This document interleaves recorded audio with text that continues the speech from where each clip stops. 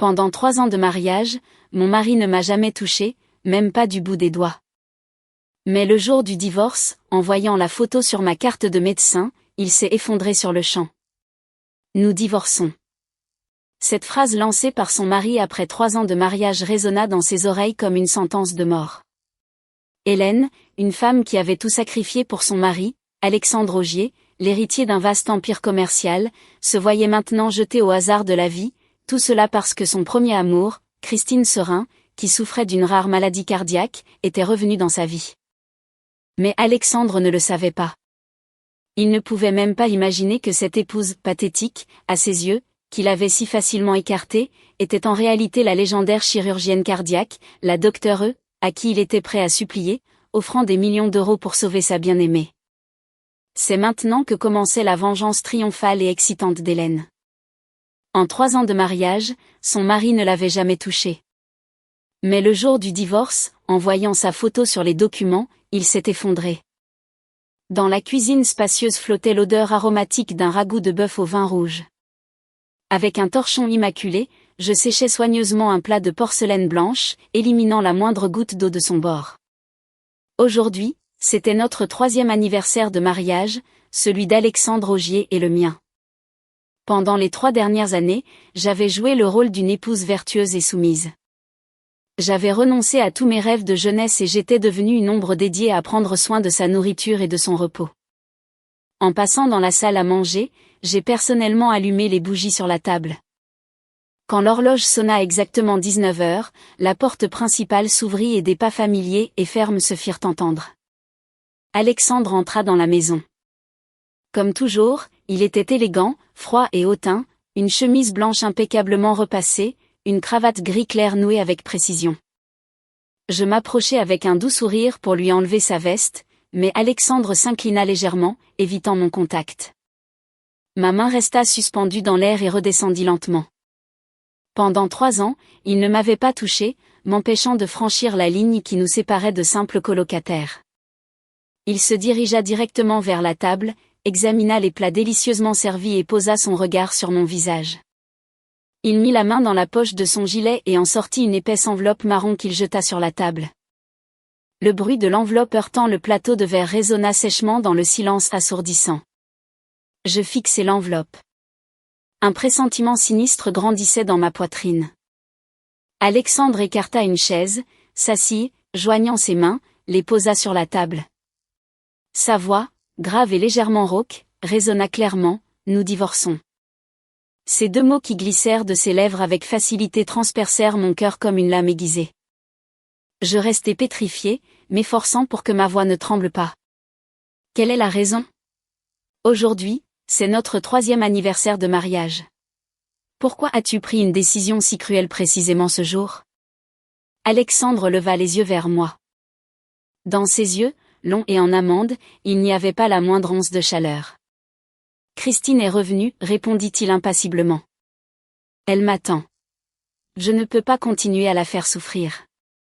En entendant le nom de Christine Serin, mes oreilles bourdonnèrent.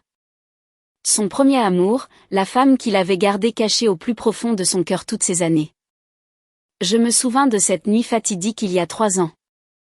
La nuit où Alexandre, empoisonné par l'alcool que lui avaient servi ses rivaux commerciaux, perdit la raison et m'étreignit, répétant le nom de Christine encore et encore. Au réveil le lendemain matin, il déclara fermement qu'il assumerait ses responsabilités et m'épousa. Je crus naïvement que mon amour sincère et mon sacrifice pourraient, avec le temps, faire fondre son cœur de glace. Tout s'avéra être une illusion. Alexandre fit glisser l'enveloppe vers moi. Voici l'accord de divorce. Signé par moi. Il continua avec un ton qui semblait me faire une grande faveur. Également les documents d'un pantouse dans les 4 tours et un chèque de 5 millions d'euros. C'est ta compensation. Avec cet argent, tu pourras vivre confortablement le reste de ta vie. Une femme intelligente sait quand s'arrêter. Ne nous épuisons pas mutuellement. 5 millions. Mes 3 ans de jeunesse et mon amour dévoué, évalués en chiffres froids. Je m'approchai lentement et pris l'accord de divorce. Sa signature était nette et ferme, sans la moindre trace de doute. Je levai la tête, regardai directement Alexandre dans les yeux, réprimant l'amertume qui montait dans ma gorge. Une dernière question, dis-je, en ces 3 ans, vivant sous le même toit, mangeant à la même table, as-tu ressenti quelque chose pour moi, ne serait-ce qu'un instant? Alexandre se leva et ajusta un bouton de son gilet. Il me regarda avec pitié et sentencia. Pas une seule fois.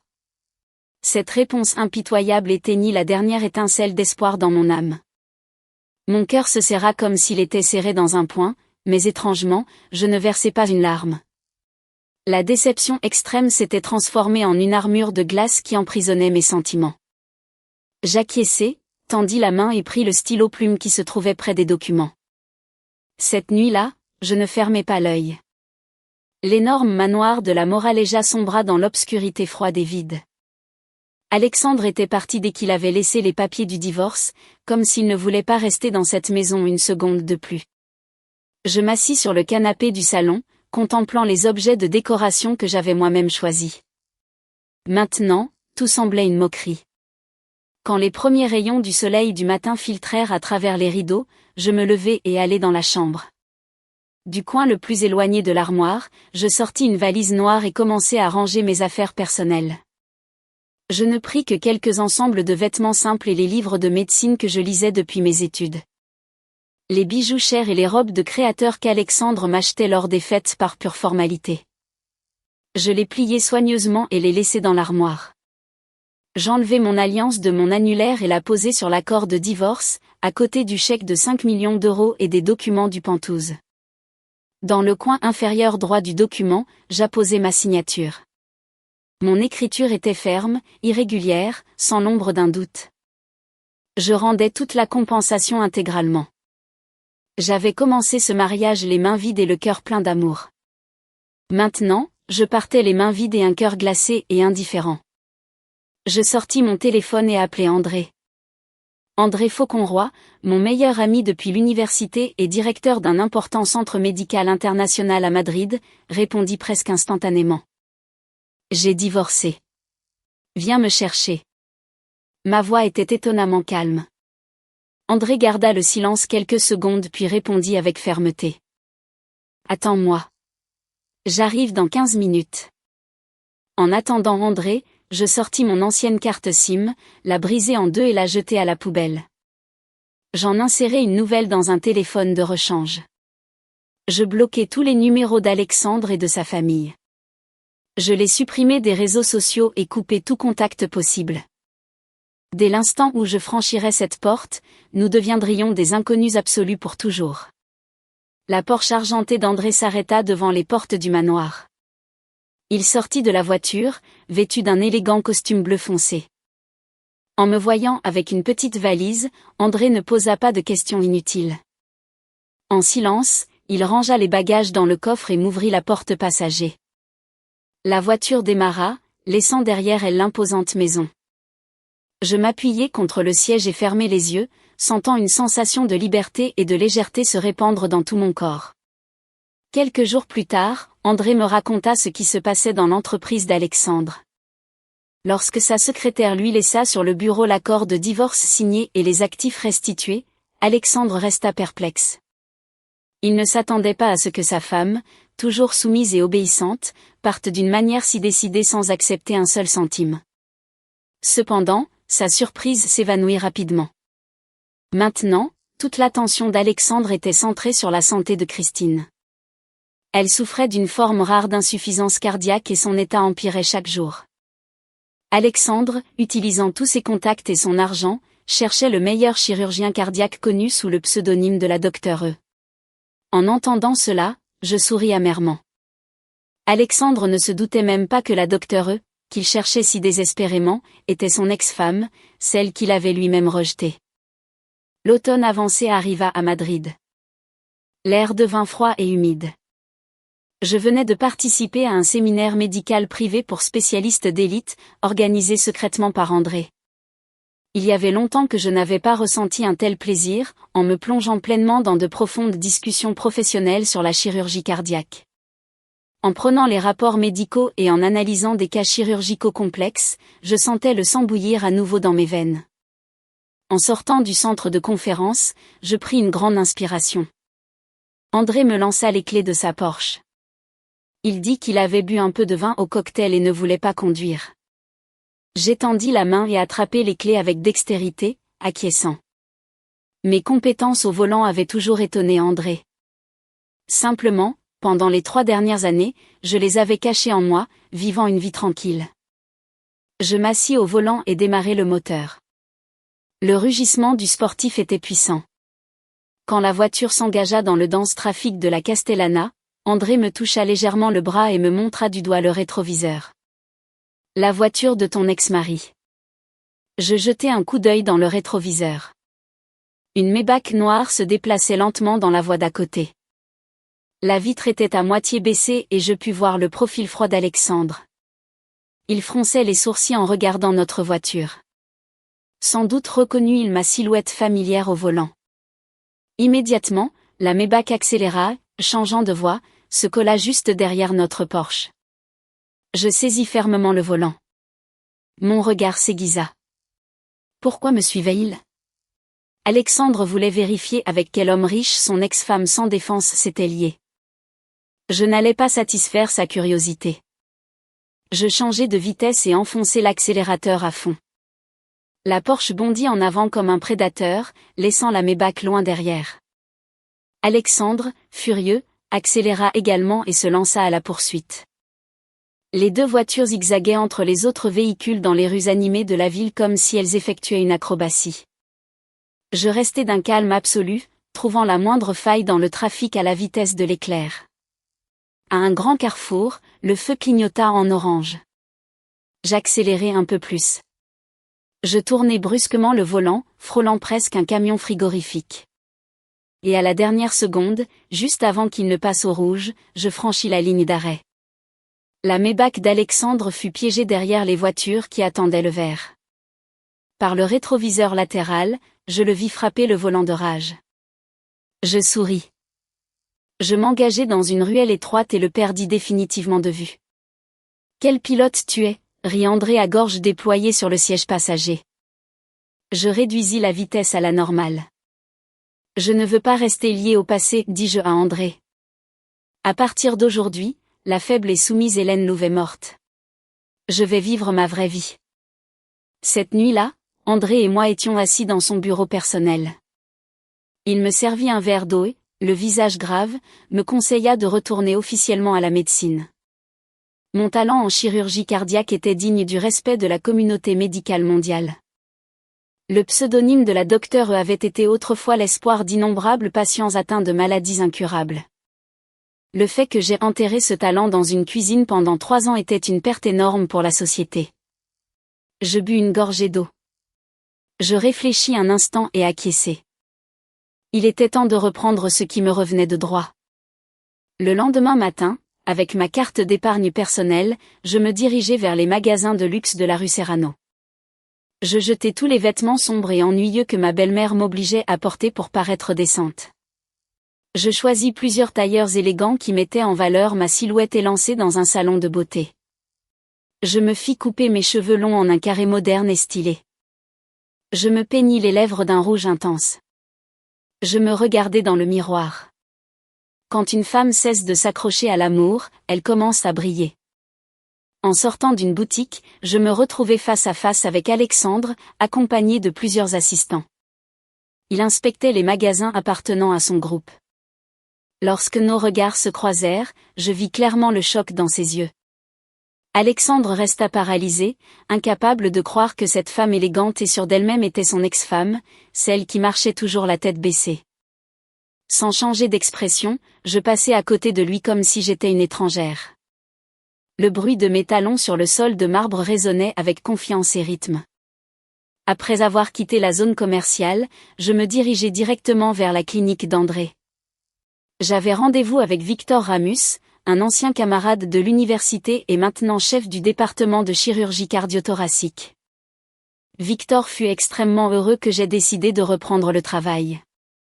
Il me remit une pile de dossiers décalés plus complexes pour que je me mette à jour. Assise dans son bureau, je feuilletais les documents et m'arrêtai soudain sur un dossier à couverture rouge. C'était un signe d'extrême urgence. Sur la première page en gras était imprimé le nom de la patiente qui capta mon attention, Christine Serin. J'étudiai attentivement les résultats des analyses et des radiographies. Son insuffisance cardiaque était à un stade très avancé. Les valves du cœur montraient déjà des signes de nécrose, ce qui nécessitait une opération de remplacement extrêmement risquée. Actuellement en Espagne, seuls quelques chirurgiens étaient capables de réaliser une telle intervention et le taux de succès était très faible. Il n'était pas étonnant qu'Alexandre suppliait si désespérément André de trouver la docteure E. À ce moment-là, on frappa à la porte. Elle s'ouvrit et Alexandre entra. Il venait demander personnellement à Victor Ramus des nouvelles des progrès dans le recrutement de spécialistes étrangers. Je pris rapidement un masque chirurgical sur la table, le mis et ajustai une charlotte. Victor comprit mon intention et me présenta comme une nouvelle résidente en stage. Je fis une révérence maladroite, serrant les dossiers, je m'empressai de sortir. À la porte, je heurtai épaule contre épaule Alexandre. L'odeur familière de son parfum masculin me parvint au nez, mais cette fois-ci dans mon cœur, il n'y eut pas la moindre agitation. Dans le bureau privé d'André, au dernier étage de la clinique, je posai le dossier rouge avec l'historique de Christine Serin sur la table de verre, les indicateurs médicaux complexes, les échocardiogrammes en couleur, les résultats des analyses de sang, tout pointait vers une réalité terrifiante. Le cœur de cette femme était gravement affaibli. En raison des valves endommagées, le sang refluait constamment, ce qui avait entraîné la dilatation du muscle cardiaque et la perte progressive de sa fonction contractile. Si une opération de remplacement valvulaire et de reconstruction ventriculaire n'était pas effectuée le plus rapidement possible, elle mourrait inévitablement. André était assis en face de moi, jouant avec un stylo métallique et étudiant ma réaction. Il m'informa que la direction du groupe commercial d'Alexandre continuait de faire pression sur le conseil d'administration de la clinique. Alexandre était prêt à signer un chèque en blanc, promettant un avion privé et la meilleure équipe de soutien médical, à condition d'obtenir le consentement de la docteure E. André me demanda ce que je comptais faire. Est-ce que cela ne me serait pas désagréable d'opérer ma rivale ? Je m'adossai au fauteuil. À travers la paroi de verre, on voyait le panorama de la ville. En bas, les voitures se déplaçaient à la hâte, mais dans ma tête, seule régnait la froide raison et la logique d'une chirurgienne. Dans la salle d'opération, pour moi, il n'y a que le patient et l'organe à réparer, répondis-je à André. Que ce soit Christine ou n'importe qui d'autre, ce n'est qu'une des centaines d'opérations que j'ai réalisées.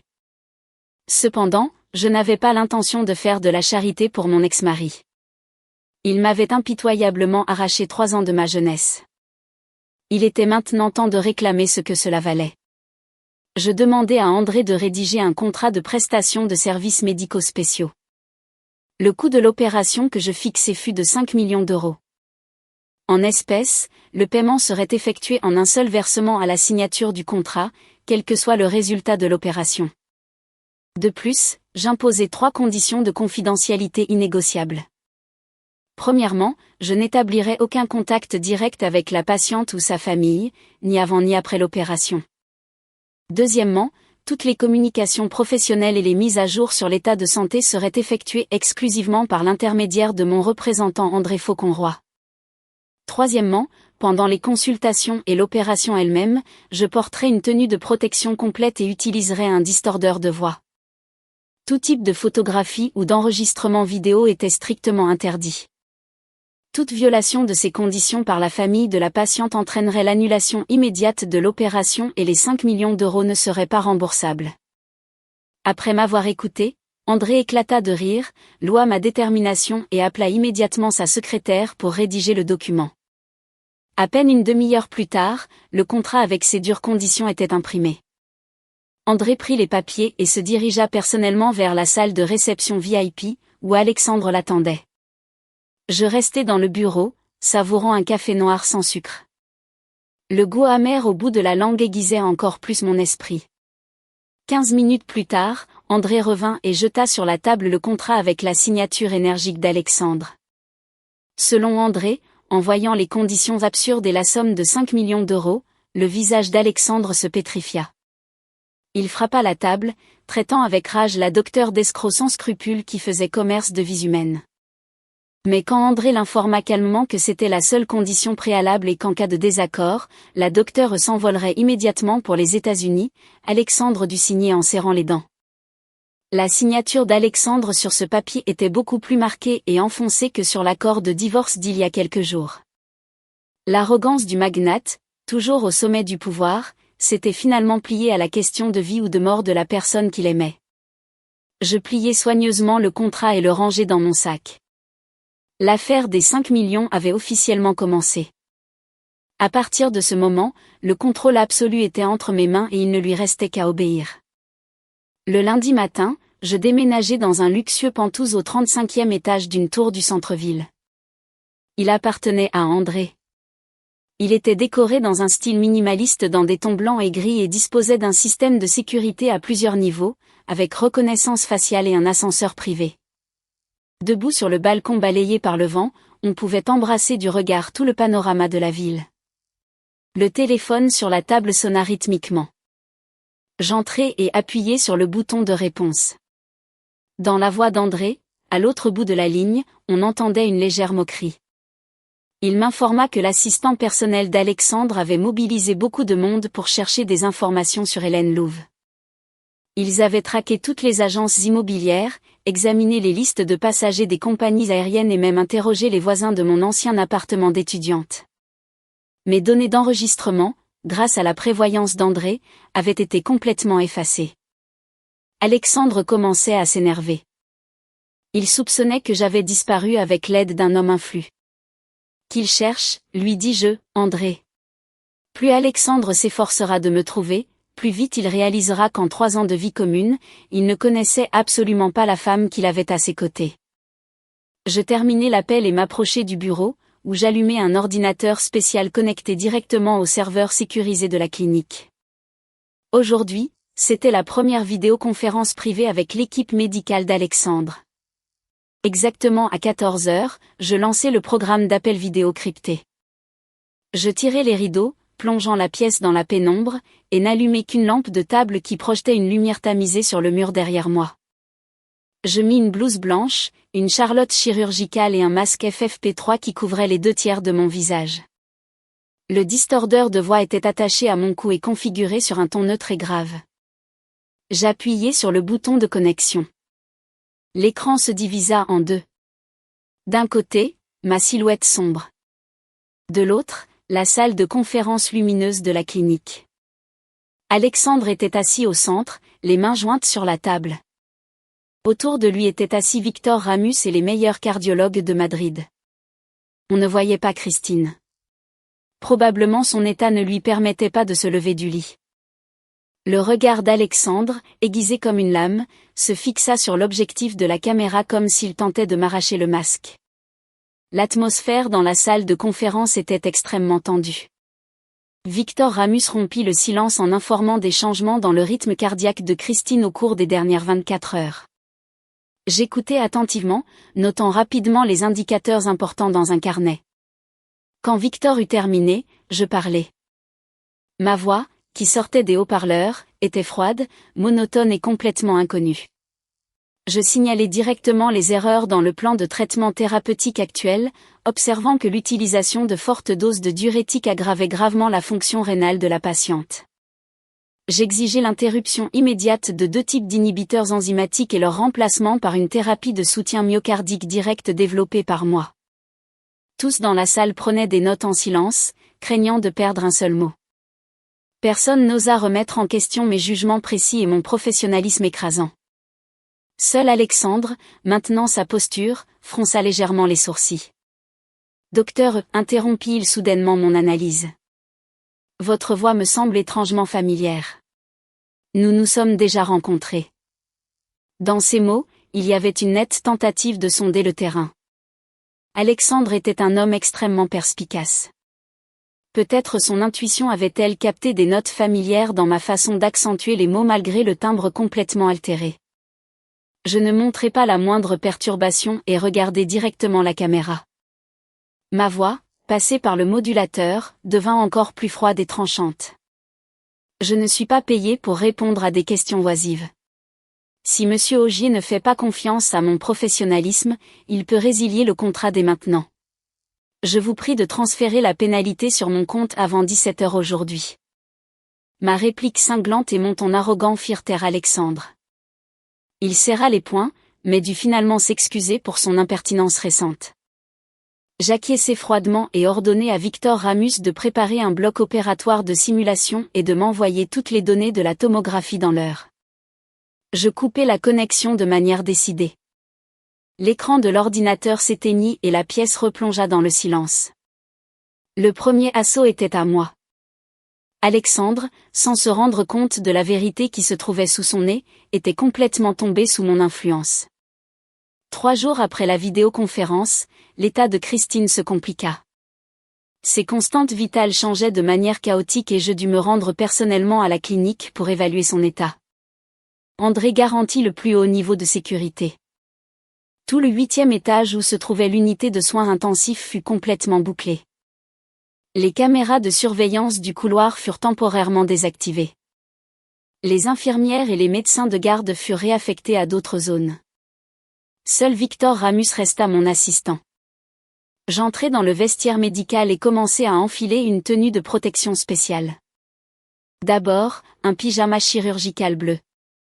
Par-dessus une longue blouse stérile, une charlotte et une cagoule qui cachaient mes cheveux et mon cou.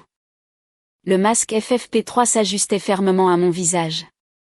Enfin, je mis de grandes lunettes de protection en plastique transparent. En regardant mon reflet dans le miroir mural, j'évaluai le résultat. Un déguisement parfait. Aucune caractéristique personnelle.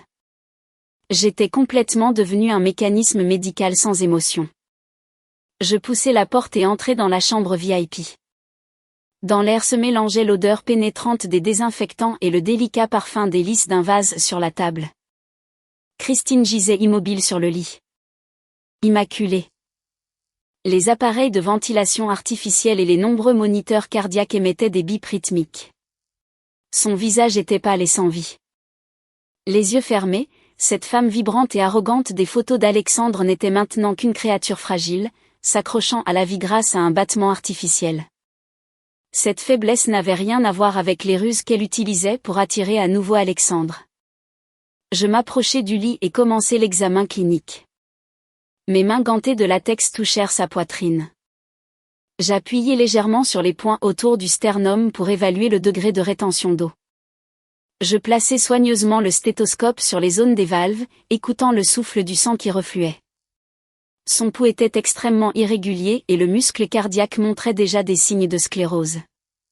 Je notai rapidement les valeurs mesurées sur la fiche, dictant des diagnostics entrecoupés pour que Victor Ramus les introduise immédiatement dans le dossier électronique. Pendant les 30 minutes d'examen, je ne prononçai pas un mot superflu, me concentrant exclusivement sur les tâches professionnelles. En terminant, j'indiquai à Victor d'un geste qu'il devait continuer à surveiller la perfusion et je me retournai pour sortir. Lorsque la porte de la chambre s'ouvrit, l'air froid du couloir me frappa au visage. Je me dirigeai vers l'ascenseur privé au bout du couloir. La lourde tenue de protection émettait un doux bruissement à chaque pas. Soudain, en tournant le coin qui menait au vestibule, une silhouette haute apparut et me bloqua le passage. La lumière des tubes fluorescents illumina son visage bien défini et ses yeux longs et en amande familiers. C'était Alexandre. Il était vêtu d'un costume noir et son allure était imposante. Sa présence dans la zone bouclée signifiait qu'il avait utilisé son pouvoir pour que la sécurité le laisse passer. Je m'arrêtai, maintenant une distance de sécurité d'environ 2 m. Mon regard à travers les lunettes de protection était calme et inébranlable. Alexandre plissa les yeux. Son regard me parcourut de la tête aux pieds. La perspicacité de l'homme qui dirigeait un empire commercial se manifesta pleinement. Il commença à remarquer ma taille, ma posture et surtout la proportion entre mes épaules et ma taille. Ces petits détails, aussi difficilement que j'essayais de les cacher, étaient impossibles à dissimuler complètement sous la blouse chirurgicale ample. « Docteur, vos mouvements me sont très familiers », murmura Alexandre à voix basse. Dans sa voix, il y avait une pression menaçante. Je ne répondis pas. Je me tournai simplement vers la droite avec l'intention de continuer vers l'ascenseur. Ce silence sembla augmenter ses soupçons. Alexandre tendit son long bras instantanément, me coupant le passage. L'air dans le couloir se chargea de tension. Il fit un grand pas en avant et tendit sa main droite vers mon masque. Ce geste soudain avait la claire intention d'arracher le masque de la mystérieuse docteure. Au moment où les doigts d'Alexandre n'étaient qu'à quelques centimètres de mon visage, une autre main forte l'attrapa par le poignet par derrière. « Monsieur Augier, je vous prie de respecter les règles de sécurité du Centre médical international. » Une voix cinglante rompit le silence du couloir. C'était André. Il s'interposa entre nous, me protégeant d'Alexandre avec sa corpulence. Il portait la blouse blanche de directeur de clinique et son visage affichait une autorité absolue. Sa prise fut si ferme qu'il écarta la main d'Alexandre de mon espace personnel. Alexandre retira sa main et foudroya André du regard. Il demanda à grands cris pourquoi on cachait l'identité d'une docteure à qui il payait 5 millions d'euros pour une opération. Il affirma qu'il avait le droit légal de connaître la personne qui allait opérer un membre de sa famille. André sourit avec dédain, maintenant un calme glacial. Il sortit de la poche de sa blouse une copie du contrat signé et montra le 3e point. Il rappela à Alexandre que la signature apposée sur le papier avait la force légale maximale. L'ingérence délibérée dans la vie privée d'un professionnel médical constituait une grave violation du contrat. Si Alexandre continuait à interférer, la clinique cesserait immédiatement la prestation de services médicaux, annulerait l'opération et appellerait la sécurité pour l'expulser du bâtiment. Toute la responsabilité pour la vie de la patiente Christine Serin lui incomberait exclusivement. La logique affûtée et rigoureuse d'André frappa directement au talon d'Achille d'Alexandre. La vie de Christine dépendait maintenant complètement de la docteure. Alexandre serra les dents, les veines de son front gonflèrent, mais il ne put répliquer un seul mot. Il dut reculer d'un demi-pas. Me cédant le passage, moi, sans hésiter une seconde, je passai résolument à côté de lui vers l'ascenseur ouvert. Les froides portes métalliques se refermèrent lentement, me cachant complètement du regard de haine de mon ex-mari. Après l'affrontement tendu à l'hôpital, André me guida par un couloir de service réservé aux membres du conseil d'administration jusqu'au parking souterrain. Je retirai rapidement ma tenue de protection étouffante et la jetai dans un conteneur de déchets biologiques. Après m'être changé en un tailleur confortable, je montai dans la Porsche d'André. Le temps dehors avait commencé à empirer. Des nuages sombres planaient sur la ville et les premières gouttes de pluie tombèrent sur le pare-brise. La voiture sortit du parking et rejoignit le lent flux de véhicules sur la route mouillée. André alluma les essuie-glaces et de temps en temps me regardait dans le rétroviseur. « Alexandre a une capacité d'observation étonnante, dit-il. Le moindre détail dans ta démarche l'a fait douter. » André suggéra que lors des prochaines consultations, je m'entoure d'autres médecins de corpulence similaire pour détourner son attention. J'acceptai. La sécurité totale de mon identité était le plus important. Soudain, la voiture de devant freina brusquement. Pour éviter une grande flaque d'eau, André réagit instantanément, appuyant fort sur le frein. La Porsche s'arrêta à une distance sûre, mais il ne se passa pas 2 secondes qu'un grand bruit retentit derrière. Un fort impact poussa brièvement la Porsche vers l'avant. Je me cognai le dos contre le siège et la ceinture de sécurité s'enfonça dans mon épaule, me faisant grimacer de douleur. On nous avait percutés par derrière. André laissa échapper un juron, alluma les feux de détresse et sortit furieux sous la pluie. Je restai sur le siège passager. Je n'avais pas l'intention de sortir.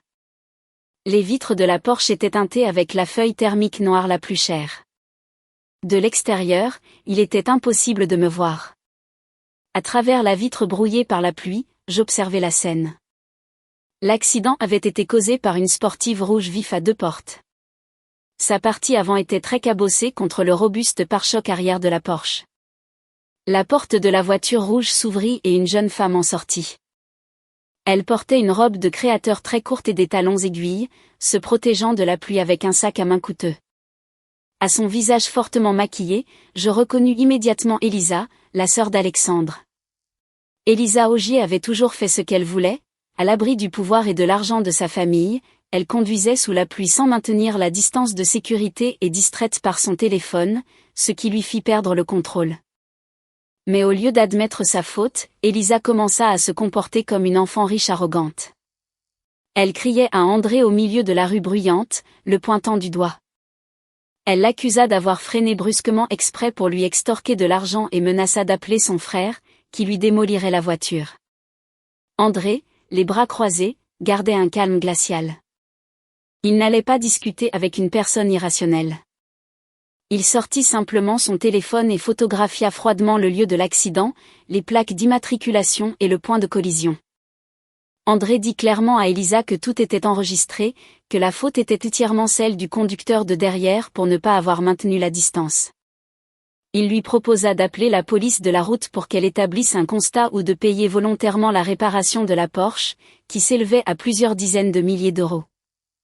En entendant la somme de la compensation, Elisa ouvrit de grands yeux et prit rapidement son téléphone pour demander de l'aide. 15 minutes plus tard, la Maybach noire familière apparut sous la pluie et s'arrêta sur le bas-côté. La porte s'ouvrit et Alexandre sortit. Tenant soigneusement un grand parapluie noir, il s'approcha rapidement du lieu de l'accident. Elisa, en voyant son frère, courut vers lui, s'accrochant à son bras et pleurant, racontant l'histoire typique de la façon dont elle avait été lésée. Alexandre examina l'avant cabossé de la voiture de sa sœur, puis le pare-choc très éraflé de la Porsche. Finalement, son regard se posa sur le visage d'André. Il reconnut immédiatement le directeur de la clinique, avec qui il avait eu un affrontement houleux à peine une heure plus tôt. Un éclair de surprise traversa les yeux d'Alexandre, mais il fut rapidement remplacé par la froideur d'un négociateur. Alexandre connaissait bien le caractère de sa sœur gâtée et n'eut aucun mal à deviner qui était la coupable. Il s'approcha d'André, d'un ton doux mais autoritaire, tenta de résoudre le problème. Il proposa de régler l'affaire, promettant d'envoyer son personnel réparer la voiture d'André dans le meilleur atelier et de couvrir toutes les dépenses. Alexandre voyait cela comme une sorte de faveur pour adoucir les relations tendues dans l'intérêt du traitement de Christine. André sourit avec mépris et rejeta catégoriquement son offre calculée. Il expliqua clairement que c'était un accident de la circulation civile. La réparation de la voiture ne coûtait pas si cher, mais le comportement grossier d'Elisa était inacceptable. André exigea qu'Alexandre, en guise de leçon pour éduquer sa sœur, lui transfère immédiatement une amende de 200 000 euros. Si l'argent n'était pas transféré, il appellerait la police immédiatement et le lendemain, les journaux publieraient un article sur la façon dont la sœur du président du groupe Ogier avait causé un accident et un scandale. Alexandre fronça les sourcils. Son orgueil fut blessé parce que quelqu'un lui disait comment éduquer sa famille. Mais face à la position ferme d'André et au risque de publicité négative, il n'eut d'autre choix que de sortir son téléphone et de transférer rapidement les 200 000 euros. En attendant que la transaction soit terminée, son regard se tourna soudain vers la Porsche. Il fixa intensément la vitre sombre du siège passager, comme s'il sentait que quelqu'un était assis là. Alexandre avança lentement, plissant les yeux, essayant de voir quelque chose à travers la vitre teintée. J'étais assise, immobile, respirant tranquillement et j'observais son regard scrutateur à travers la vitre. Seule une vitre mouillée par la pluie nous séparait, mais la distance entre nous était déjà devenue infranchissable. Le téléphone d'André sonna avec la notification du virement. André frappa légèrement le toit de la voiture, lança à Alexandre un « éduque mieux ta sœur » et s'assit résolument au volant.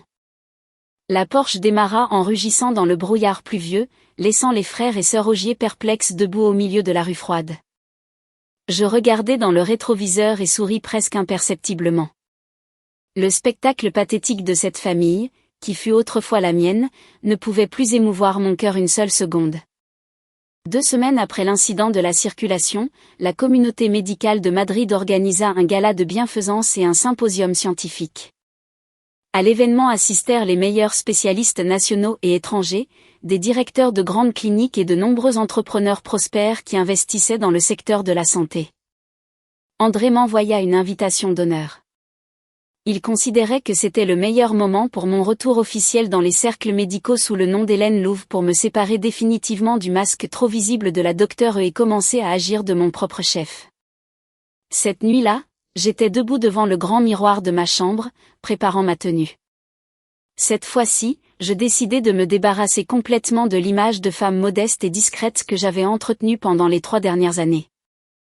Je choisis une robe de soirée en soie de couleur vert émeraude, un élégant décolleté en V et un dos nu audacieux accentuaient les courbes parfaites de ma silhouette.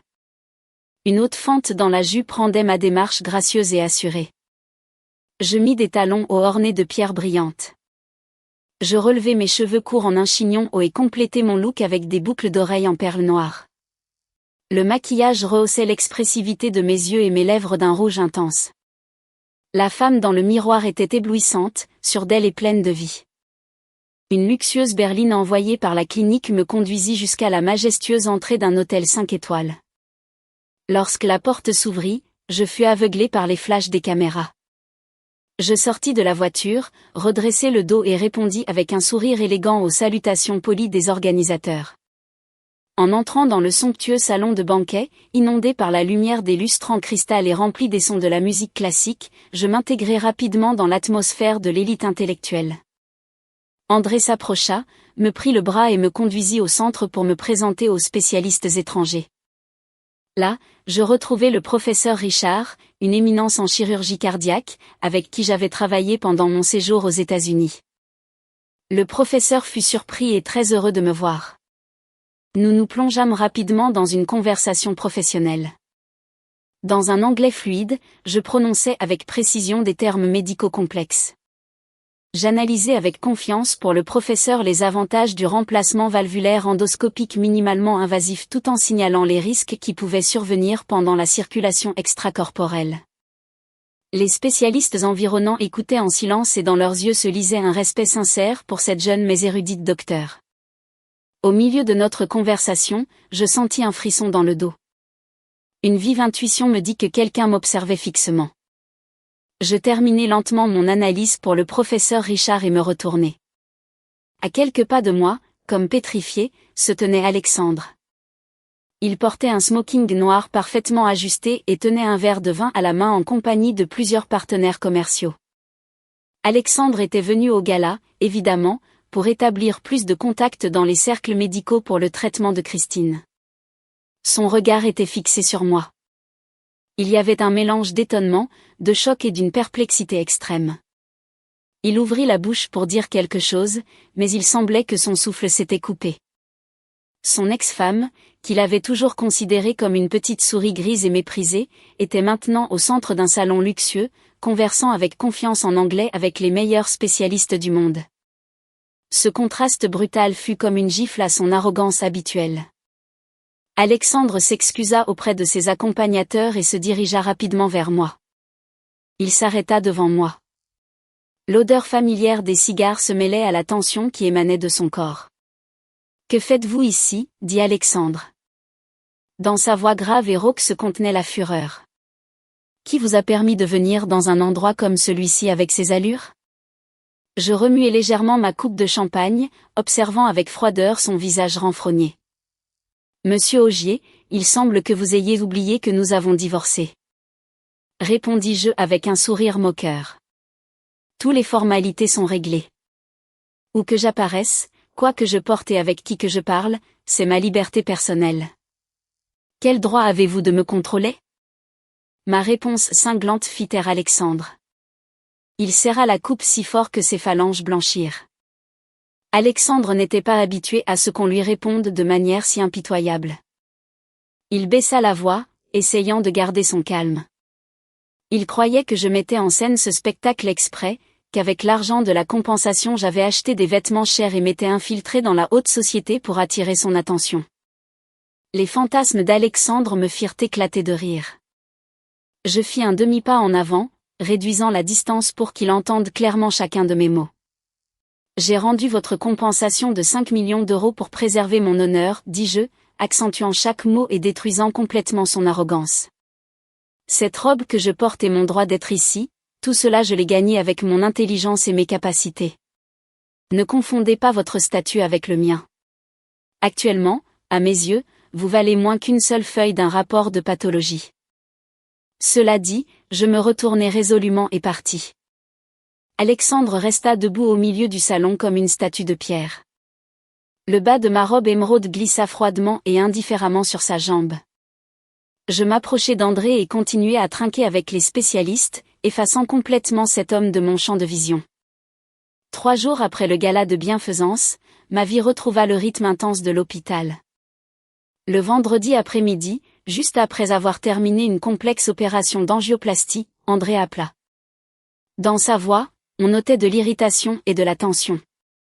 Il me raconta qu'il avait reçu un message anonyme selon lequel son ex-petite amie de l'université, Svetlana, qu'il avait beaucoup aimée, était tombée dans les filets d'un gigolo, héritier d'une famille riche dans un club appelé Elysium. Ce type était connu pour droguer les filles et les emmener chez lui. André me demanda de l'accompagner, disant qu'entre femmes il était plus facile de parler et de convaincre. J'enlevai mes gants chirurgicaux, me lavai bien les mains avec du désinfectant et acceptai immédiatement. Le club Elysium était le lieu de divertissement privé le plus exclusif de Madrid, accessible uniquement à la haute société avec des cartes de membres spéciales. Il était célèbre pour ses luxueuses salles VIP, son casino secret et ses dépenses exorbitantes. Je retournai à mon appartement, mis une combinaison noire ajustée et une veste courte par-dessus, des vêtements confortables et pratiques qui permettaient de se déplacer rapidement. Exactement à 19h, André et moi arrivâmes à l'Elysium. André, utilisant sa carte de membre diamant, demanda au gérant de nous conduire immédiatement à la zone VIP du 20e étage. Dans le couloir tapissé de velours rouge, flottait une odeur dense d'alcool cher et de parfum. André trouva rapidement la salle où se trouvait Svetlana. Il me demanda d'attendre dans le couloir, disant qu'il entrerait, s'occuperait du jeune riche et ferait sortir Svetlana. J'acquiesçai et reculai pour m'appuyer contre un mur de panneaux de chêne, croisant les bras. Il ne s'était pas écoulé 5 minutes quand la porte de la salle VIP d'à côté s'ouvrit soudainement. De là s'échappèrent de grands rires et le son des jetons de casino qui s'entrechoquaient. Un homme sortit de la salle, desserrant sa cravate et tenant un cigare fumant dans l'autre main. La fumée grise flottait dans l'air.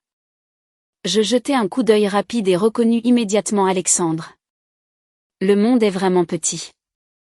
Ma présence dans un endroit aussi sordide qu'Elysium provoqua dans les yeux d'Alexandre une surprise extrême qui se transforma immédiatement en un sourire moqueur et du mépris. Il éteignit son cigare contre une colonne de marbre dans le couloir et s'approcha lentement de moi. À peine avez-vous quitté la famille Yogi que vous vous êtes déjà rabaissé à courir après des hommes inconnus dans des endroits comme celui-ci. Dans la voix d'Alexandre, il y avait une moquerie mordante. Je ne me laissai pas emporter par son insulte et me redressai. Je le regardai directement dans les yeux et répondis avec une froideur absolue que ses critères pour juger les gens étaient trop bas et que cela ne le regardait pas pourquoi j'étais là. Au contraire, le chef d'une corporation qui s'amuse dans un casino pendant que sa bien-aimée se meurt à l'hôpital était véritablement méprisable. Mes mots frappèrent avec précision le sentiment de culpabilité naissant dans l'âme d'Alexandre. Son visage s'assombrit immédiatement et il explosa de fureur. Soudain, il m'attrapa par le poignet. Sa prise fut si forte qu'elle laissa une marque rouge sur ma peau. Sans me laisser le temps de réagir, il me traîna de force dans la salle VIP d'où il venait de sortir. La porte se referma derrière nous. Dans la salle spacieuse, assis à une table de poker recouverte de draps verts, il y avait 5 ou 6 hommes. Parmi eux se trouvaient des partenaires commerciaux proches et des gigolos connus, amis d'Alexandre, Michel et Paul. Ils regardèrent stupéfaits Alexandre traîner une femme inconnue dans la salle. « Tu as décidé d'amener une fille pour te porter chance et te refaire, » sourit Michel. Alexandre me poussa sur un fauteuil en cuir libre à ses côtés et jeta des jetons sur la table, plusieurs dizaines de milliers d'euros. Il m'obligea à participer au jeu. Il voulait m'humilier devant ses amis, en utilisant son avantage dans le monde de l'argent et de la tromperie. « Si tu gagnes tous les jetons de la table, » déclara froidement Alexandre, « je te laisserai partir en paix. Si tu perds, tu t'agenouilleras et tu demanderas pardon pour tes paroles insolentes. » Je me frottais doucement le poignet endolori et regardais les cartes que distribuait le croupier. Le poker est un jeu de probabilité et de psychologie. Pour une chirurgienne habituée à calculer les probabilités de vie ou de mort avec une précision d'une fraction de pourcentage, ce jeu n'était pas plus difficile qu'un problème de mathématiques d'école. Je souris et acquiesçai en signe d'accord. La première manche commença. Je regardais mes 2 cartes sans montrer aucune émotion. Alexandre et ses amis, essayant d'exercer une pression psychologique, faisaient constamment de grosses mises. Quand vint mon tour, je poussai tranquillement tous mes jetons au centre de la table. Tous, devant ce coup téméraire, le silence se fit dans la salle. Michel et Paul se regardèrent avec prudence, décidant qu'ils n'avaient aucune chance, se retirèrent. Il ne restait plus que nous, Alexandre et moi. Face à face. Alexandre me regarda fixement dans les yeux, essayant de trouver un signe de peur ou de doute, mais en vain. Mes yeux étaient aussi calmes qu'un lac gelé. Alexandre, serrant les dents, égala la mise. Le croupier découvrit 3 cartes communes sur la table. Un as, un 7 et un 9. Je montrai mes 2 cartes, une paire d'as. Avec l'as sur la table, j'avais le plus fort brelan. La probabilité qu'Alexandre ait une combinaison plus forte était inférieure à 3%. Alexandre, stupéfait, montra ses cartes. Il n'avait qu'une paire de rois. Avec une impassibilité totale, j'étendis la main et tirai vers moi l'énorme montagne de jetons. Les jetons en plastique cliquetèrent joyeusement. Les amis d'Alexandre ouvrirent la bouche, étonnés. Personne ne pouvait croire qu'une femme d'apparence fragile était capable d'un jeu aussi impitoyable et calculé. Je me levai, secouai légèrement les plis de ma veste et regardai Alexandre de haut avec pitié. Quel jeu ennuyeux pour des oisifs. Merci pour le don. Cet argent ira à une fondation pour les opérations cardiaques d'enfants défavorisés. Je me retournai résolument et sortis de la salle, laissant Alexandre et ses amis humiliés. Au moment où la porte s'ouvrit, je vis qu'André venait de résoudre son problème et sortait Svetlana de la salle d'à côté. Je souris à André, le pris par le bras et ensemble nous quittâmes le club Elysium. Ce fut une nuit dramatique, mais très rafraîchissante. Debout à l'entrée du club Elysium, je sentis le vent nocturne agiter ma veste. André tenait soigneusement Svetlana, son ex-petite amie, après avoir bu trop d'alcool fort mélangé à de la drogue. Elle était dans un état semi-conscient et n'arrêtait pas d'avoir des nausées. André fronça les sourcils et me regarda avec inquiétude et excuse. Il dit que l'état de Svetlana était très mauvais et qu'il devait l'emmener immédiatement aux urgences pour lui faire une perfusion et un bilan complet. La Porsche d'André était une 2 places et il était impossible qu'il m'emmène avec lui. J'acquiesçai avec décision et dis à André d'emmener la patiente au plus vite. La vie et la santé d'une personne passent toujours en premier. Je sortis mon téléphone pour commander un taxi haut de gamme pour rentrer à la maison. Aussitôt que la sportive d'André disparut en rugissant au coin de la rue. La familière Maybach noire sortit du parking souterrain et s'arrêta juste devant moi. La vitre arrière s'abaissa lentement, révélant le visage bien défini d'Alexandre et son regard froid et pénétrant. L'air autour de moi sembla se figer sous son regard autoritaire. Montez dans la voiture, dit Alexandre d'une voix grave et rauque qui n'admettait aucune réplique. Il est tard et cette zone n'est pas sûre pour une femme seule, il est donc de ma responsabilité de vous raccompagner chez vous. Je restai sur les marches de marbre, les bras croisés, sans bouger. Je rejetai froidement son offre. Je lui fis comprendre qu'il n'existait plus aucune relation entre nous qui l'obligeait à montrer cette chevalerie inutile. De plus, la voiture que je venais de commander via l'application arriverait dans 3 minutes. Alexandre ne céda pas, ouvrit la porte et sortit de la voiture. Sa haute silhouette éclipsa une partie de la lumière d'un réverbère. Malgré ma résistance, Alexandre m'attrapa par le coude et me poussa avec une force modérée sur la banquette arrière de la Maybach. Ses mouvements furent si rapides et brusques que je n'eus pas le temps de réagir. La porte se referma d'un coup et je me retrouvai dans un espace clos, imprégné de l'odeur familière des cigares et du parfum masculin. Le conducteur, sur le siège avant, comprenant tout sans mots, démarra immédiatement le moteur et s'éloigna du club. Je réajustai mes vêtements et me collai le plus possible à la fenêtre pour maintenir la distance maximale avec l'homme assis à mes côtés. Dans la voiture régnait un silence oppressant. La lumière jaune des réverbères glissait sur le visage d'Alexandre, illuminant une profonde réflexion et un calcul dans ses yeux. Dehors, les lumières de la ville nocturne s'estompaient. Après un moment, Alexandre rompit le silence. Il me fit une proposition si absurde que je n'en croyais pas mes oreilles. Il dit qu'il pourrait me trouver un poste de chef des ressources humaines dans l'une des filiales du groupe Ogier. Un salaire de plusieurs centaines de milliers d'euros par an, plus plusieurs privilèges qui garantiraient une vie sans souci. Il pensait que mon refus de la compensation d'1 million n'était qu'une ruse, un jeu pour lui faire pression. Je tournai la tête et le regardai directement dans les yeux. Mes lèvres rouges se courbèrent en un sourire moqueur. Sa mégalomanie avait atteint une phase incurable. Je répondis à son mépris, prononçant clairement chaque mot. Je lui réitérai que je n'avais pas besoin de son aumône et que, encore moins, j'étais intéressé à travailler sous les ordres d'un homme qui ne savait pas apprécier sa famille. Mes compétences au jeu de cartes de cette nuit-là, mes vêtements de créateur, tout était le résultat de mes capacités, de mon patrimoine et de mon intellect. Je lui exigeais de garder ses regards odieux et de ne plus jamais tenter de valoriser ma personne avec de l'argent ou un poste. Alexandre resta silencieux. Sa pomme d'Adam bougea presque imperceptiblement. Mes mots, aiguisés comme des lames, transpercèrent l'armure d'arrogance qu'il portait toujours. Il se tourna vers la fenêtre et ne mentionna plus sa proposition absurde. La voiture traversa silencieusement les carrefours déserts et entra finalement dans un complexe résidentiel d'élite au centre de la ville. C'était l'une des zones les plus sûres de Madrid, destinée uniquement à la vraie élite. La Maybach s'arrêta à l'entrée principale de la tour Rosalia.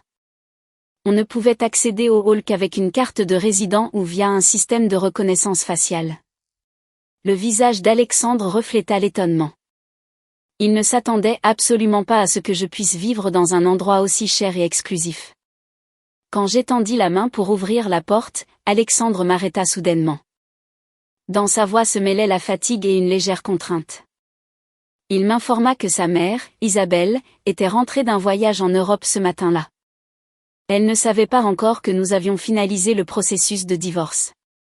Dernièrement, elle souffrait d'hypertension et le médecin lui avait fortement recommandé d'éviter de fortes émotions négatives. Alexandre me demanda que ce samedi soir, je l'accompagne au manoir familial des Ogier pour jouer le rôle d'un couple heureux lors d'un dîner de famille. Je restai figé et me retournai.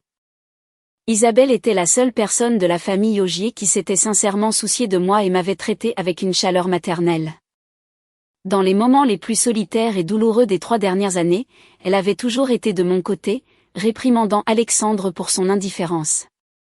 Je ressentais un sincère respect pour elle. Et même si je haïssais Alexandre jusqu'à la moelle, blesser une femme âgée et malade allait à l'encontre de ma conscience de médecin. Je réfléchis quelques secondes et acquiesçai, mais je posai une condition claire. Ce serait la dernière fois que je mettrais les pieds dans leur maison. Après ce dîner, Alexandre devrait trouver un moyen de dire la vérité à sa mère. J'ouvris la porte avec décision. Je sortis de la voiture et, sans regarder en arrière une seule fois, je me dirigeai vers le hall de mon immeuble. Le samedi soir, une légère brume enveloppa la ville. Dans l'air flottait la fraîcheur de l'entre-saison. J'étais debout devant l'armoire, choisissant soigneusement ma tenue pour la représentation de cette nuit.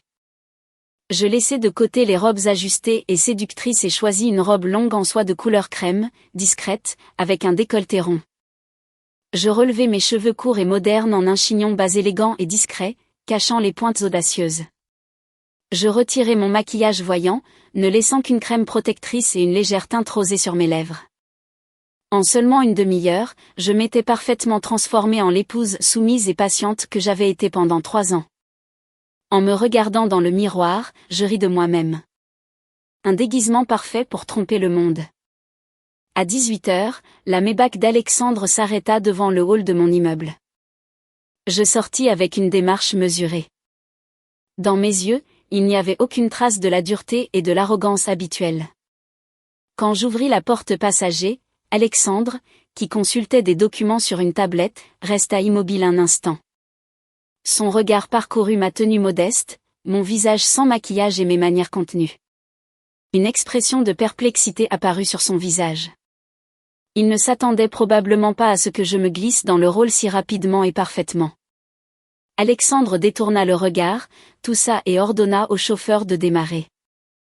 Le trajet du centre-ville au manoir de la périphérie dura près d'1 heure. Nous ne prononçâmes pas un mot. Dans l'espace restreint, chacun était absorbé par ses propres pensées. Devant nous apparut le manoir familial des Augier, avec ses majestueuses portes en fer forgé et un jardin baigné d'une chaude lumière jaune. Dès que la voiture s'arrêta, Alexandre sortit immédiatement, faisant le tour du véhicule, m'ouvrit la porte. Il me prit la main. Sa large paume transmit une chaleur étrange à ma peau froide. Je frissonnai légèrement, mais je me repris instantanément et lui permis docilement de me guider jusqu'au salon. Isabelle était assise sur le canapé, buvant du thé. En nous voyant, elle posa immédiatement sa tasse. Un large sourire s'épanouit sur son visage aimable. Elle se leva et m'embrassa fortement. « Alexandre, pourquoi as-tu mis tant de temps à ramener ta femme ? Elle est si maigre, réprimanda-t-elle son fils. Le travail est-il si important que tu n'aies plus de temps pour la famille ? Je souris gentiment, lui tapotai le dos et répondis doucement, ces derniers temps, le temps est très changeant et je n'ai pas beaucoup d'appétit. Alexandre prend toujours soin de moi, il m'achète constamment des mets délicats. Mes propres mensonges me donnaient la nausée, mais pour le sourire d'Isabelle, j'étais prête à mener cette mascarade jusqu'au bout. Le dîner fut servi dans la grande salle à manger. La table était remplie de fruits de mer coûteux et de plats nutritifs. Je pris l'initiative de servir du riz et de placer les meilleurs morceaux de viande dans l'assiette de ma belle-mère, puis dans celle d'Alexandre. Chaque geste, chaque regard vers Alexandre était imprégné du soin et de l'affection profonde d'une épouse dévouée. Alexandre était tendu. Ses couverts tremblaient presque imperceptiblement. Ma fausse attention recréait si vivement l'image des jours tranquilles d'il y a 3 ans. Dans son regard vers moi se mêlait la perplexité et un sentiment subtil et indescriptible. Il se plongea complètement dans l'illusion que j'avais créée, incapable de distinguer la vérité de la fiction. Lorsque le dîner toucha à sa fin, Isabelle congédia le personnel de service et devint très sérieuse. Elle nous regarda tous les deux et tambourina des doigts sur la table de verre. « Vous êtes mariés depuis 3 ans, dit-elle avec le ton autoritaire de la matriarche de la famille.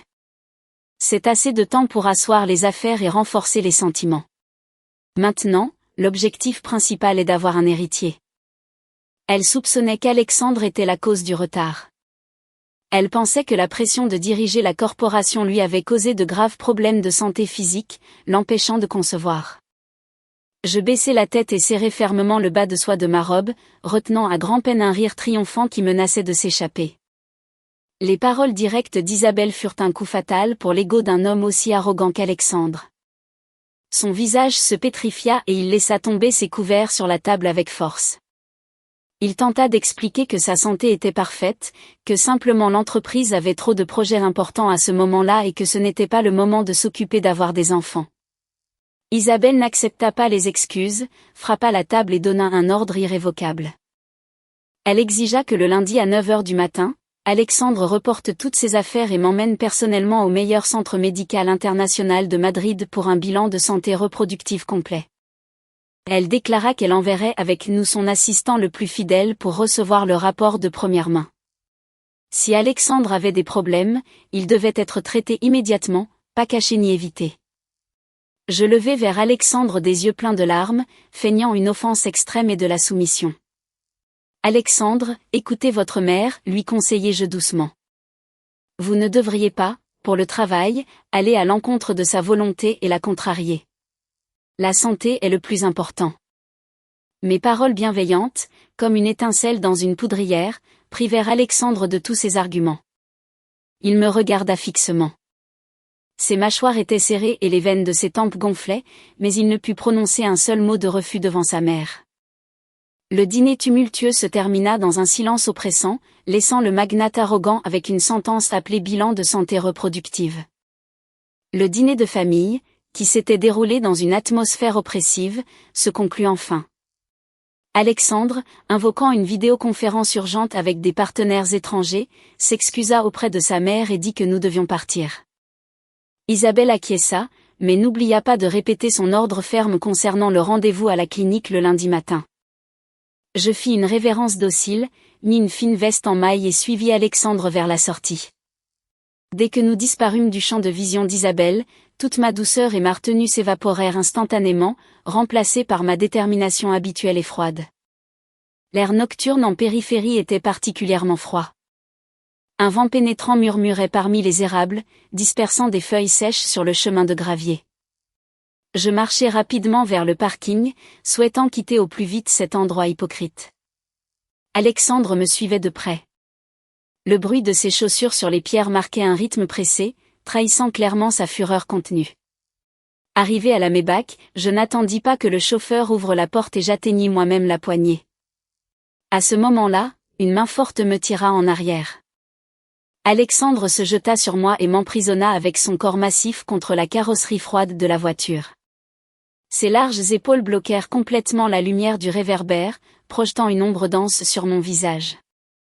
Ses yeux étaient injectés de sang et dans sa respiration agitée se sentait une fureur sur le point d'éclater. « Vous êtes une actrice magnifique, rugit Alexandre. Avez-vous utilisé ma mère pour piétiner mon orgueil, êtes-vous contente ?» Chaque mot, filtré entre les dents, était imprégné de venin. Je restais immobile, sans un soupçon de nervosité, faisant face à sa colère. Je n'étais pas obligée de supporter ce traitement injuste. Mon rôle d'épouse soumise faisait partie de notre accord initial pour protéger la santé d'Isabelle. J'avais brillamment rempli ma part. J'exigeais d'Alexandre qu'il prenne rendez-vous avec l'avocat le plus rapidement possible pour déposer les papiers au tribunal et finaliser officiellement le processus de divorce. Je lui fis comprendre que je ne voulais pas perdre une seule seconde de mon temps précieux dans ce drame familial insensé et ennuyeux. En entendant comment je prononçais avec indifférence et hâte le mot « divorce », Alexandre s'assombrit encore plus. La force avec laquelle il serrait mon poignet augmenta notablement, me causant une douleur lancinante. Ma détermination et ma froideur semblèrent le blesser profondément. Il se pencha plus près, avec une jalousie absurde dans sa voix, commença à m'interroger. Il me demanda si j'étais si pressé de rompre tous les liens avec la famille Augier pour pouvoir être légalement dans les bras de ce directeur de clinique, André Fauconroy.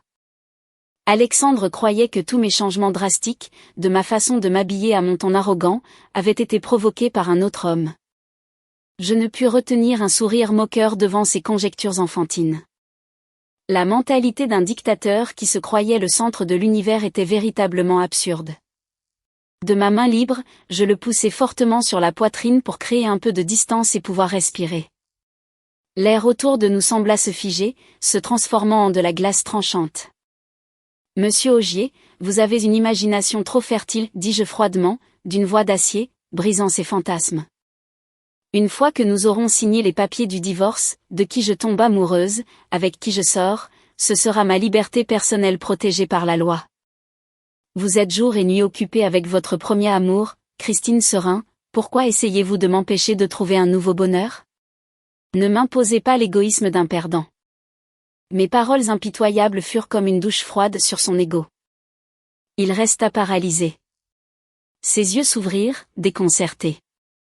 Sa main, qui serrait fermement mon poignet, se relâcha lentement et pendit inerte à son côté. Ma franchise avait impitoyablement exposé son égoïsme et son hypocrisie. Alexandre ne trouva pas un seul argument pour justifier son injustice. Le véritable amour dont il se vantait tant était devenu maintenant une épine acérée qui s'enfonçait dans sa propre arrogance. Je me frottai le poignet rougi et réajustai mes vêtements. Je lui rappelai le rendez-vous au tribunal le lundi matin suivant. Au lieu de perdre du temps en visites inutiles à l'hôpital pour des bilans, nous devrions régler une fois pour toutes le certificat de mariage qui nous unissait tous les deux. Je poussai résolument Alexandre de côté. J'ouvris moi-même la porte de la voiture et la refermai froidement. À travers la vitre insonorisée, je vis Alexandre debout, déconcerté, au milieu du parking balayé par le vent. Son dos, normalement hautain, parut un instant solitaire et brisé. Plusieurs jours après le dîner au manoir des Augier, l'état de santé de Christine, admise à la clinique internationale, commença à montrer des signes d'instabilité psychologique. D'après les rapports quotidiens que je recevais via le système interne d'André, j'appris que ses crises de panique étaient devenues plus fréquentes, qu'elle était devenue irritable et qu'elle appuyait constamment sur le bouton d'appel, exigeant de voir Alexandre. L'anxiété de Christine était due au fait qu'Alexandre, ces derniers temps, invoquant des affaires familiales, se montrait moins souvent à l'hôpital, surtout après la visite à Isabelle. Son comportement était devenu distrait et pensif, et le soin attentif qu'il avait montré au début de son hospitalisation avait complètement disparu. Une intuition féminine astucieuse lui dit que sa position dans le cœur d'Alexandre s'était sérieusement affaiblie. Pour retenir sa mine d'or et consolider son pouvoir, Christine décida de recourir à la méthode la plus basse. Via ses contacts sur le marché noir à l'étranger, elle commanda secrètement un stimulant synthétique en capsule avec un effet extrêmement puissant. C'était une drogue interdite, incolore et inodore, qui se dissolvait instantanément dans de l'alcool fort et pouvait paralyser complètement la volonté d'un homme adulte.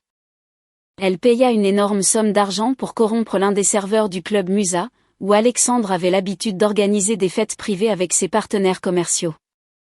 Le plan de Christine était extrêmement astucieux. Elle prépara un piège pour attirer Alexandre au lit, profitant de sa perte de contrôle, tombée enceinte pour obliger la famille Augier, malgré l'opposition d'Isabelle, à célébrer un mariage précipité. Un week-end soir, André et moi avions une réunion avec un fournisseur d'équipements médicaux de haute technologie d'Allemagne. Le lieu de rencontre, par hasard, se révéla être le salon VIP du club Musa. Contrairement à l'Elysium bruyant et clinquant, Musa était un espace privé décoré dans un style classique et coûteux avec une musique de jazz douce et un éclairage jaune et tamisé. Je portais un tailleur pantalon avec une veste noire par-dessus, un aspect absolument sérieux et professionnel. Les négociations pour la fourniture d'un système de cœur artificiel de nouvelle génération se déroulaient plutôt bien. Lorsque le partenaire allemand s'absenta brièvement pour répondre à un appel, André s'étira également et dit qu'il allait aux toilettes. J'acquiesçai et restai seul à la table de verre, buvant un peu d'eau et observant distraitement le bar central. Au bar brillamment éclairé par des néons, mon attention se porta sur un serveur suspect. Il portait l'uniforme du club, un gilet avec des passepoils rouges, et ne cessait de regarder autour de lui, agissant avec beaucoup de nervosité. Sur son plateau, il y avait un seul verre de whisky Macallan de couleur ambrée. S'assurant que personne ne le regardait, le serveur sortit rapidement de la poche de son gilet une minuscule capsule. Avec 2 doigts, il écrasa l'enveloppe et versa toute la poudre blanche dans la boisson coûteuse. La poudre se dissolva rapidement, ne laissant qu'une légère mousse, sans altérer la couleur ni l'odeur de la boisson. En tant que chirurgienne avec une formation systématique en pharmacologie, je compris instantanément le mécanisme d'action de cette substance. C'était précisément ce stimulant interdit du système nerveux central, combiné à une forte concentration d'alcool, qui détruit instantanément la barrière hémato-encéphalique et force le corps à produire une énorme quantité d'hormones physiologiques, faisant que la victime perd complètement le contrôle de ses actions. Je fronçai les sourcils. Ma vigilance s'aiguisa. Qui osait une telle bassesse dans un club aussi surveillé que Musa? Mon regard suivit chaque mouvement du serveur. Il prit le plateau avec le verre empoisonné et se dirigea directement vers une salle VIP en verre séparée dans le coin le plus éloigné du club. Quand il ouvrit légèrement la porte de verre, la lumière du lustre filtra par la fente et je pus distinguer clairement ceux qui étaient assis à l'intérieur. Au centre du canapé se détachait la silhouette familière et corpulente d'Alexandre. Il fronçait les sourcils en écoutant l'explication d'un partenaire sur un contrat et se frottait légèrement le front de la main gauche, l'air fatigué. Le serveur fit une révérence polie, plaça le verre empoisonné de Macallan juste devant Alexandre, recula de quelques pas, sans cesser d'observer en secret, attendit que la victime tombe dans le piège. Une pensée aiguë me traversa l'esprit. Je connaissais bien le caractère des partenaires d'Alexandre. Ils aimaient s'amuser, mais ils n'auraient jamais osé recourir à des méthodes aussi viles contre le chef de la corporation. La seule personne ayant le motif le plus fort et pouvant tirer le plus grand profit de la perte de jugement d'Alexandre était Christine Serin. Sa méchanceté dépassait toutes les limites acceptables pour une patiente qui avait besoin d'être sauvée. Même si je haïssais Alexandre au point de ne plus vouloir le voir, mon orgueil ne me permettait pas de rester les bras croisés et de voir l'homme, qui, selon les documents, était toujours mon mari légal, devenir la victime des intrigues d'autrui. De plus, si quelque chose de désagréable arrivait à Alexandre cette nuit-là, demain la presse exploserait en gros titres, traînant la réputation des 2 familles dans la boue du scandale. Je me levai avec décision, arrangeai mon col et, d'un pas rapide mais ferme, me dirigeai vers la salle de verre. Il était temps de déjouer personnellement la sale conspiration d'un tiers. Je poussai la porte de verre avec force. Le coup sec de la poignée métallique fit sursauter tous ceux qui étaient à l'intérieur et se tournèrent. Ignorant les regards perplexes des partenaires, je me dirigeai à la vitesse de l'éclair directement vers Alexandre. Le serveur qui se trouvait à proximité pâlit et tenta de m'arrêter, mais il resta paralysé sous mon regard aiguisé comme une lame. Alexandre venait de lever le verre de whisky et le liquide ambré effleurait déjà ses lèvres. Avant qu'il ne puisse en boire une seule gorgée, j'étendis la main et frappai fortement le fond du verre. Le verre de cristal coûteux s'échappa des mains d'Alexandre et se brisa avec fracas sur la table de verre. Le liquide contenant la drogue interdite éclaboussa partout, imbibant une grande partie du tapis de laine turque. L'odeur dense d'alcool se mêla à l'arôme caractéristique de Musa. Alexandre se leva d'un bond. Son visage se pétrifia de rage. Par mon interruption brusque, il me foudroya du regard et cria, demandant quelle folie je faisais au milieu d'une négociation commerciale. Je ne m'attardai pas à de longues explications, je ramassai simplement l'un des morceaux de verre sur lequel il y avait du liquide transparent. Reculant, je rapprochai le morceau de verre du visage du serveur tremblant. « Quel poison as-tu mis dans ce verre ?» demandai-je froidement. Devant ma dure question, le serveur s'effondra par terre. Son visage devint mortellement pâle et il ne put articuler un seul mot pour sa défense. Sa réaction fut la preuve la plus éloquente. Alexandre était assez intelligent pour comprendre ce qui se passait. Sa fureur se dirigea instantanément vers l'employé traître. Il fit signe à ses gardes du corps, qui étaient devant la porte, et ordonna d'emmener immédiatement le serveur dans une salle de service pour l'interroger. Les partenaires étrangers, voyant que la situation se compliquait, s'empressèrent de s'excuser et proposèrent de reporter la conversation à un autre jour. Maintenant, il ne restait plus que nous deux dans la salle, Alexandre et moi. Il me regardait avec une expression pleine de sentiments mitigés. Il voulait me remercier, mais un vertige soudain l'en empêcha. Bien que je lui ai enlevé le verre, une petite quantité de la boisson lui était entrée dans la bouche, et pour un neurostimulant aussi puissant du marché noir, une seule goutte suffisait à détruire toutes les barrières protectrices de l'organisme. Le visage d'Alexandre rougit rapidement. Sa respiration devint lourde et entrecoupée. Il s'agrippa fermement au bord de la table. Les veines bleues gonflèrent sur ses mains. Son regard, perdant son acuité habituelle, devint trouble et sauvage. Son énorme corps vacilla sur le point de s'effondrer. Je compris que la situation était grave et me précipitai immédiatement pour le soutenir par le bras. La chaleur qui émanait de sa peau était comme celle d'un haut fourneau. Je le ceinturai. Soutenant son corps lourd, je décidai de sortir Alexandre de cet endroit bondé immédiatement. Si quelqu'un voyait le chef de la corporation dans un état aussi incontrôlable, les conséquences seraient imprévisibles. Je sortis mon téléphone et envoyai à André un bref message disant que j'avais une affaire urgente et que je devais partir. Puis, tenant Alexandre, je me dirigeai vers la sortie spéciale pour les personnalités VIP. Cette porte menait directement au parking souterrain. La distance de l'ascenseur à la Maybach me sembla interminablement longue. L'effet de la drogue s'intensifiait, brûlant complètement les restes de la raison d'Alexandre. Il n'était plus conscient de ce qui se passait autour de lui. Dans la pénombre du parking souterrain humide, Alexandre se retourna soudain et m'emprisonna contre une froide colonne de béton. La force d'un homme qui avait complètement perdu la raison dépassait de loin ma résistance. Il enfouit son visage dans mon cou, inhalant frénétiquement mon odeur, un mélange d'assouplissant et d'un léger parfum de désinfectant médical. C'était l'odeur à laquelle il s'était habitué pendant 3 ans de vie commune. Cet arôme, comme un deuxième stimulant, brisa finalement le dernier fil de retenue. « Hélène » rugit Alexandre d'une voix rauque et il enfonça ses lèvres ardentes dans les miennes.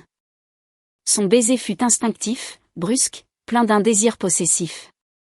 Je résistai désespérément, poussant de toutes mes forces sa poitrine dure, mais ma résistance fut inutile. Alexandre attrapa mes 2 poignets d'une main et les maintint au-dessus de ma tête. Son baiser devint plus profond et impitoyable, imprégné du goût amer de l'alcool fort. Une sensation d'étouffement et de désespoir m'envahit. Pendant la lutte, je réussis à me libérer suffisamment pour lui mordre l'épaule de toutes mes forces à travers le tissu fin de la chemise. Mes dents s'enfoncèrent profondément dans sa chair et je sentis clairement le goût salé du sang dans ma bouche. Alexandre gémit doucement de douleur, mais ne me relâcha pas. Au contraire, la douleur sembla attiser encore plus son désir sauvage. Il me prit dans ses bras et se dirigea vers l'ascenseur de service qui menait à l'hôtel 5 étoiles situé dans le même bâtiment que Musa. Dès que la porte de la chambre d'hôtel se referma, commença une nuit inattendue et frénétique qui balaya toutes les frontières et la haine qui existait entre nous. Au même moment, dans le hall principal du club Musa, Christine apparut.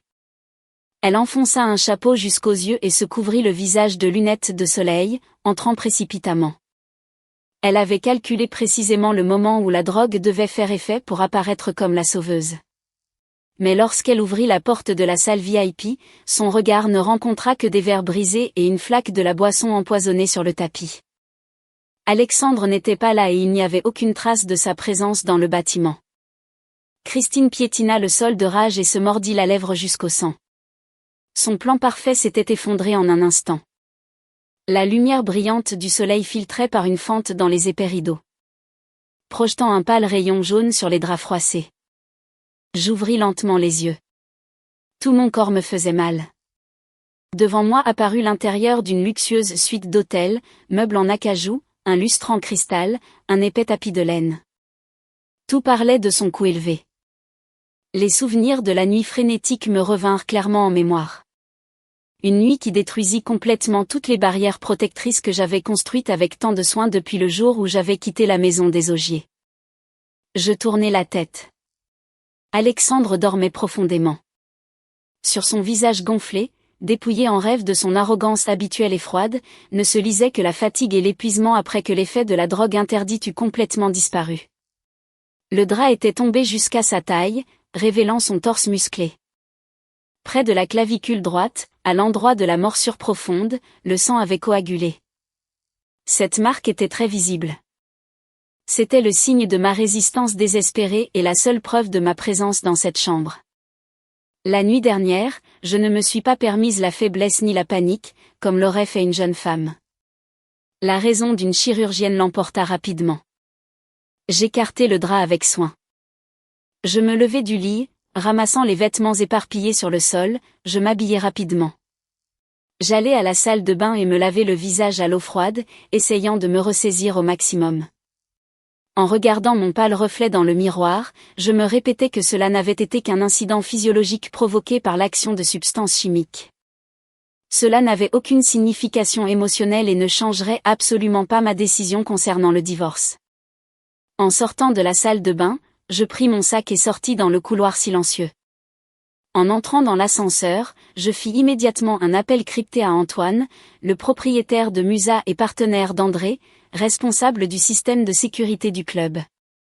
D'une voix aussi calme que possible, je lui demandai d'utiliser ses droits d'administrateur principal pour effacer complètement tous les enregistrements des caméras de surveillance du couloir du deuxième sous-sol et de l'ascenseur de l'hôtel pour la période comprise entre 22h hier soir et 5h du matin aujourd'hui.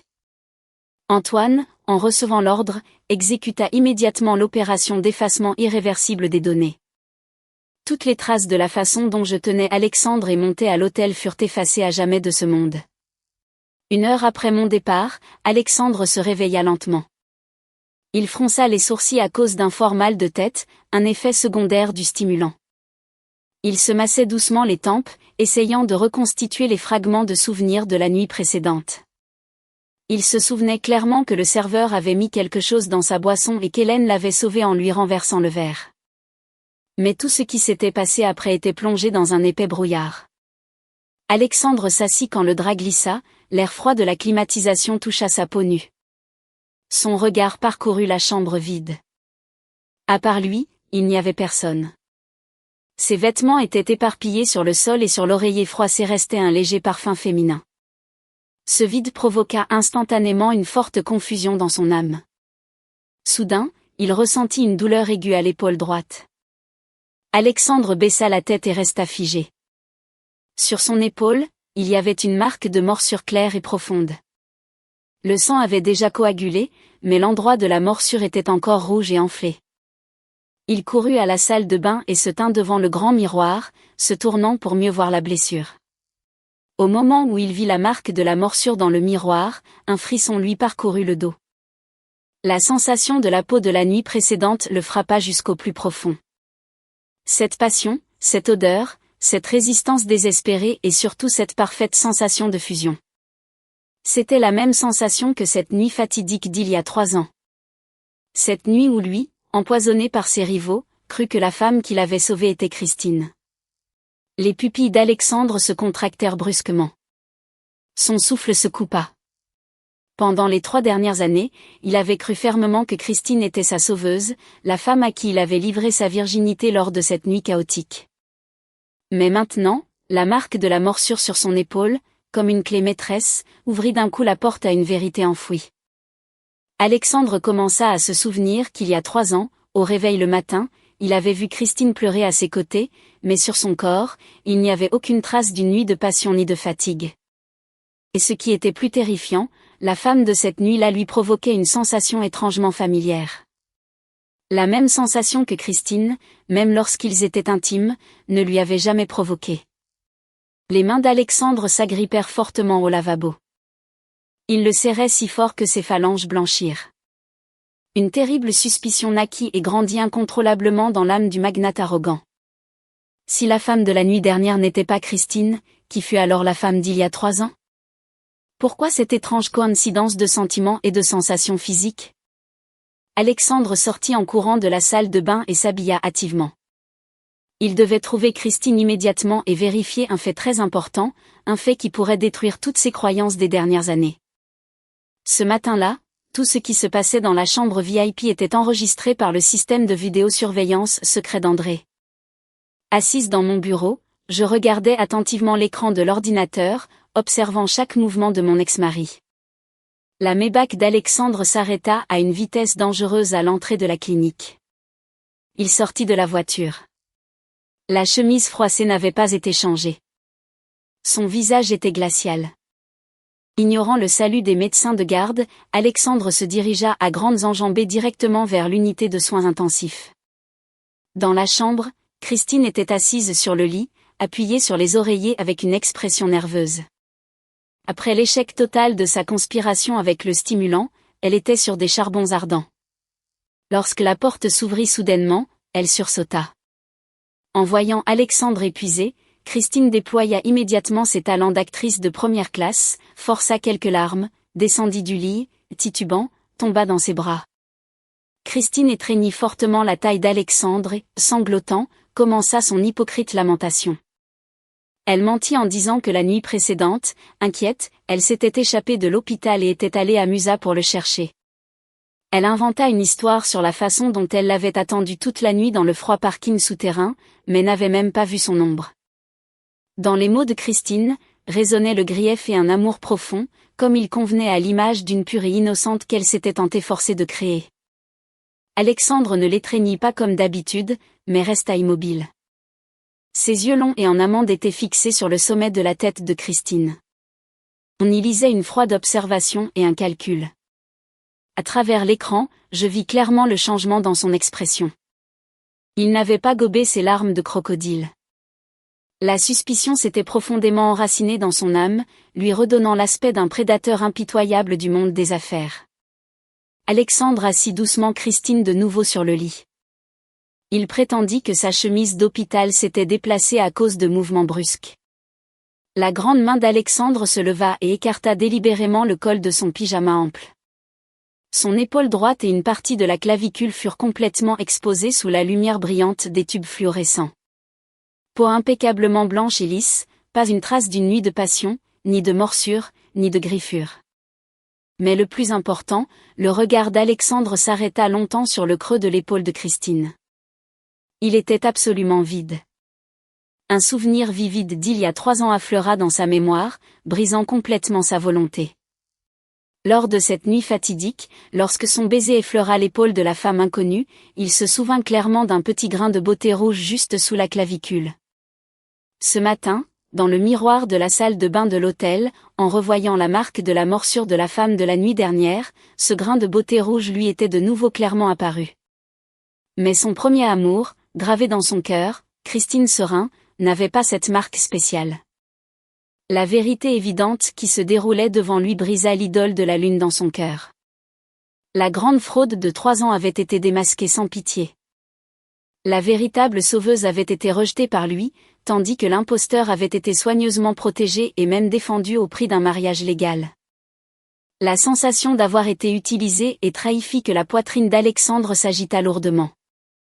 Christine, sentant le changement soudain d'humeur de l'homme, arrangea rapidement son col et demanda, déconcertée, « Que se passe-t-il » Alexandre baissa la main qui pendait dans l'air et se redressa lentement. Il regarda Christine comme une étrangère, avec un regard glacial qui lui donna la chair de poule. Pas un mot de reproche, pas un mot d'accusation. Le silence terrifiant d'Alexandre fut la sentence de mort la plus cruelle pour la menteuse. Il se retourna résolument et sortit, ignorant les cris désespérés de Christine. La porte de la chambre se referma d'un coup, enfermant entre 4 murs les dernières illusions de pouvoir de cette maîtresse hypocrite. En sortant de l'hôpital, Alexandre appela immédiatement son assistant d'un ton d'acier. Il ordonna de lui envoyer immédiatement les résultats de l'interrogatoire du serveur de la nuit précédente à son courrier personnel. Il ne se passa pas 5 minutes qu'une notification retentit. Assis dans la voiture, Alexandre ouvrit le fichier joint. Le rapport détaillé, minute par minute, du service de sécurité de Musa, révéla complètement le vrai visage de Christine Serin. Le témoignage du serveur concordait pleinement avec les preuves électroniques. Sur l'enregistrement des caméras de surveillance, on voyait Christine le rencontrer dans un café isolé pour lui remettre la drogue. Un relevé bancaire montrait que juste avant l'incident de l'empoisonnement, 50 000 € avaient été transférés d'un compte au nom de Christine vers le compte du serveur traître. Une conspiration pour tomber enceinte et forcer un mariage. Des méthodes viles, piétinant la confiance des autres. Tout était clairement documenté. Alexandre jeta le téléphone avec force sur le siège passager. La fureur extrême et le regret frappèrent son ego. Toutes les pièces du puzzle s'assemblèrent. Celle qui était au club la nuit dernière, celle qui avait courageusement jeté le verre empoisonné, celle qui dégageait une odeur familière d'adoucissant et avait un grain de beauté rouge sur l'épaule. Une seule personne, Hélène Louve, son épouse légale, qui l'avait récemment forcé à signer les papiers du divorce. Et la même femme qui l'avait sauvé des mains de ses rivaux lors de cette nuit fatidique d'il y a 3 ans. Pendant 3 ans, il avait traité avec cruauté sa véritable sauveuse et en échange, elle n'avait reçu qu'une froide indifférence et des papiers de divorce. Alexandre démarra la voiture immédiatement. La Maybach, fendant le vent, se lança sur l'avenue directement vers la clinique où André et moi travaillions. Aujourd'hui, j'étais de garde au bureau administratif du département de chirurgie. En sortant de l'ascenseur, je vis Alexandre m'attendre dans le couloir. Son visage était terriblement émacié. Il avait de cernes foncées sous les yeux, la barbe non rasée et le regard complètement vide. La nuit précédente, sans doute, avait été pour lui le pire des enfers. Peu m'importait que Christine s'accrochait à la vie dans un lit d'hôpital ou qu'elle soit déjà morte. J'ignorais complètement le profond remords qui se lisait sur le visage d'Alexandre. Je passai à côté de lui et me dirigeai directement vers la salle d'audience. Sous la stricte supervision du juge, 2 signatures décidées furent apposées sur une feuille de papier noir et blanc. Un sceau rouge tomba avec un grand bruit sur le document. Le mariage de 3 ans, douloureux et ressemblant à une farce, était officiellement et définitivement terminé. En sortant du palais de justice, je levai la tête bien haut, retrouvant mon ciel éblouissant et libre. Derrière moi, je laissai un homme qui, pour le reste de sa vie, porterait le fardeau de la culpabilité, vivant dans l'auto-reproche et le regret.